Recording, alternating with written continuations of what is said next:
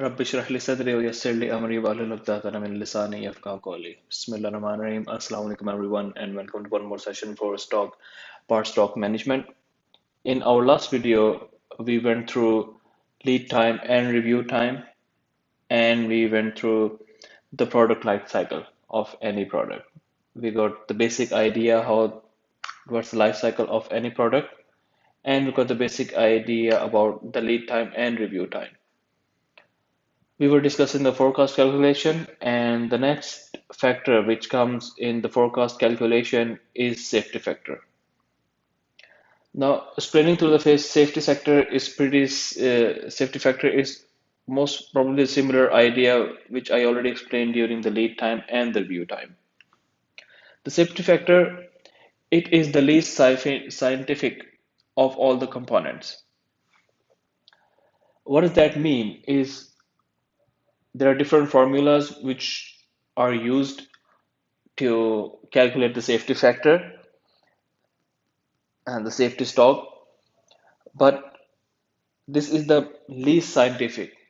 And why it is the least scientific, the least popular of all the components, we're going to explain in a bit.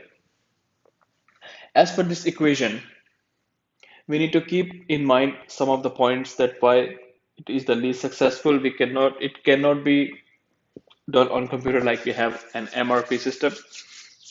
It is good to have an MRP system which generates the average quantity that should be ordered. But as I discussed before, that if the demand is suddenly high and low, if you see a sudden raise or a sudden fall in the last 3 months sale or during the period of last 6 months, if the demand is sudden, if we see the suddenly the sale was pretty high or pretty low, then we have to go through the factor and we have to check the reason. Maybe it was a one-time sale, maybe suddenly the demand is going high and we really do need to order something as a safety factor.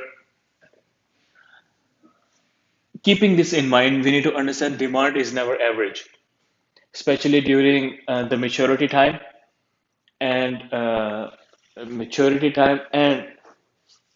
the beginning when the demand is raising slowly but sometimes gradually and much faster than we can expect.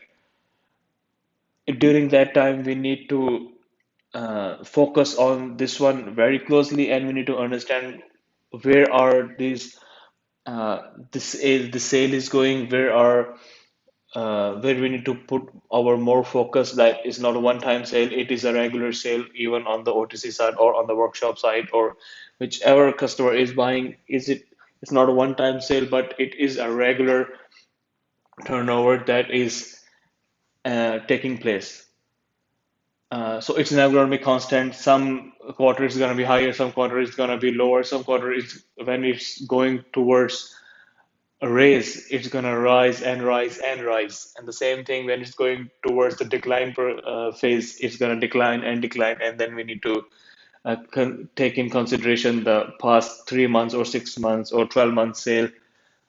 Depends on how your system works. But we usually calculate 3 month sale.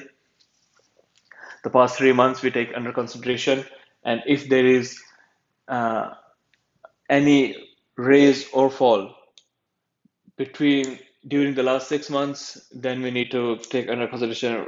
Personally, I prefer that we check 3 months, past 3 months, and then the past 3 months before that, the quarter before that, to compare the uh, both quarters, just to get an idea that if we are going towards a high demand or a low demand, or if there was a sudden change, why did this sudden change occur, and what are the steps that we need to take to keep our safety factor constant. As I said, it peaks and it drops. This is what you need to keep checking. Supply is never constant. There's a big chance of short shipments or damaged shipments, which usually happens when we are getting any bulk shipments during the loading, unloading, or sometimes some accidents happen. So we do need to keep under consideration this factor that there is a possibility that we receive a short shipment or sometimes a damaged shipment. Normally, the forecast demand is applied to generate a stock level covering the period it takes from placing the replenishment order to the part being physically available in your warehouse location after receiving, checking, and taking into stock. Now, this is the thing that I discussed in our past video as well, that the time it takes, this is actually the review time. We do need to keep under consideration this time that is gonna be taking during. It's not it's not a genie in the lamp. You're not just gonna press enter and the parts is gonna suddenly magically appear in front of you. It's not a Disney movie. This we need to keep in mind our review time and lead time. So according to that, we're gonna place a stock order. We're gonna keep some safety time, a time factor that during this time we have enough stock to go through, and after 15 days or 20 days or whatever time it's gonna take to receive this part, check and taking into stock, we are good with the safety stock. This is the same as we discussed in the past video. Safety factor is calculated in addition to possibility of supplier not meeting your order on the first day.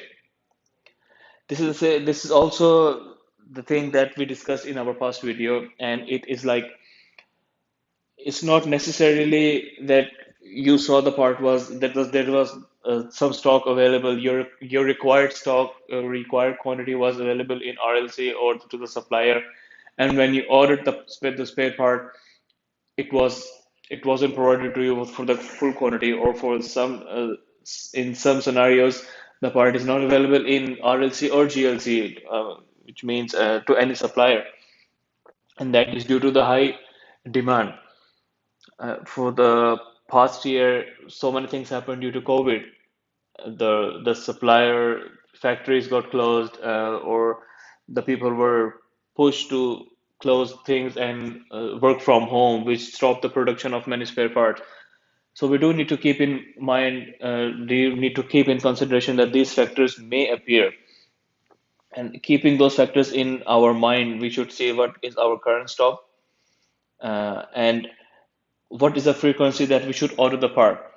If we feel like this part is going to be higher in demand in the coming time, month or two, then we need to check our past sales, and we should order something extra that we might not receive this part. We might not be able to receive this part in coming future, in maybe next quarter or whatever.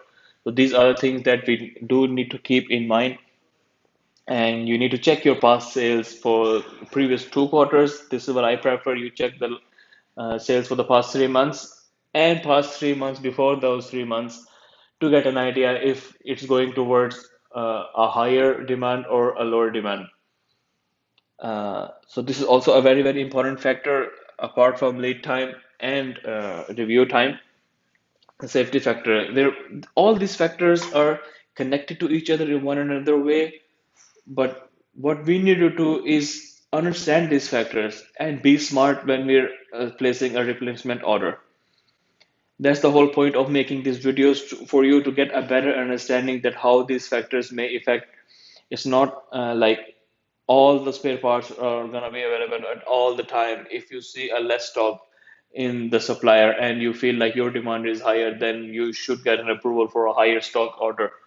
And this is where our ordering specifiers need to be smart, or our warehouse in charge, warehouse supervisors, they need to be smart that this is the point where even though our past quarter demand was, for example, 10, 15 pieces, but before that it was 7 and 8, and gradually the demand is rising.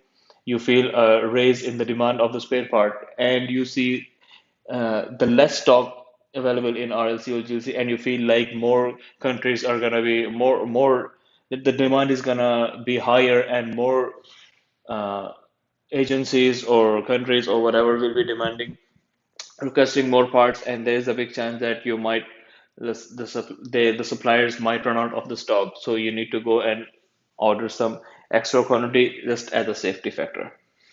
I hope I was able to explain the safety factor. Indeed, if you have any questions regarding any of my videos or sessions, always free to ask questions. As I always say, there are no wrong questions, there are no stupid questions.